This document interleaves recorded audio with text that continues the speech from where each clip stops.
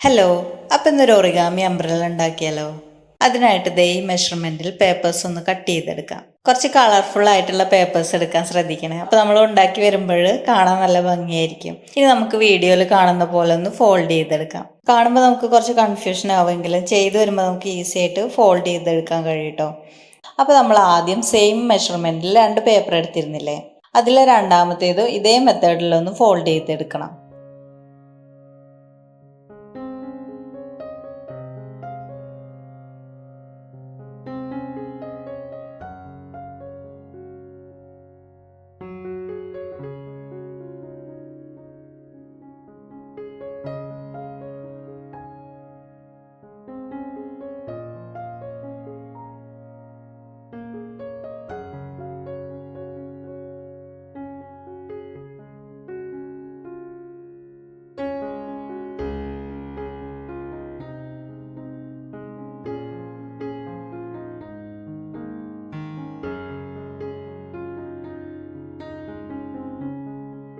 എന്നിട്ട് ഒന്നെടുത്ത് ഇങ്ങനെ ഒന്ന് കട്ട് ചെയ്യുക.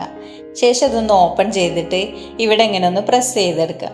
എന്നിട്ട് ഈ ലൈൻ വരുന്ന ഭാഗമില്ലേ, അവിടെ ഒന്ന് കറക്റ്റായിട്ട് ഒന്ന് ഫോൾഡ് ചെയ്തെടുക്കുക. ഇനി ഇവിടെ ഒന്ന് ഗം അപ്ലൈ ചെയ്തിട്ട് അടുത്ത പീസ് എടുത്തിട്ട് അതിലിങ്ങനെ ഒന്ന് സ്റ്റിക്ക് ചെയ്തെടുക്കാം. ഇനി കുറച്ച് ഫ്ലവേഴ്സ് ഉണ്ടാക്കിയെടുക്കാം.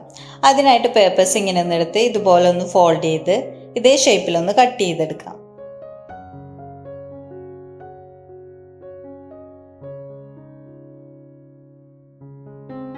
അപ്പോൾ നമ്മുടെ ഫ്ലവർ റെഡി ആയിട്ടോ. ഇനി ഇതെല്ലാം ഒന്ന് ഇങ്ങനെ ഒന്ന് സ്റ്റിക്ക് ചെയ്തെടുക്കാം.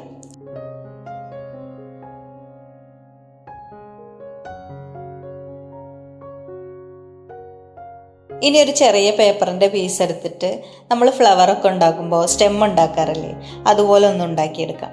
എന്നിട്ട് ഇതിൻ്റെ ഈ 2 ഭാഗങ്ങളിൽ ഇങ്ങനെ ഒന്ന് കട്ട് ചെയ്തിട്ട് അതിനുള്ളിലേക്ക് ഇങ്ങനെ ഒന്ന് വെച്ചു കൊടുക്കാം.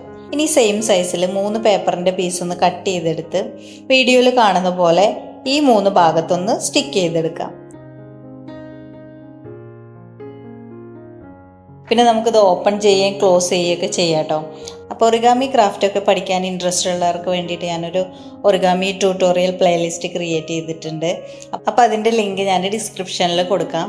അപ്പോൾ വീഡിയോ ഇഷ്ടപ്പെട്ടാൽ ലൈക്ക് ചെയ്യാനും സബ്സ്ക്രൈബ് ചെയ്യാനും മറക്കല്ലേ.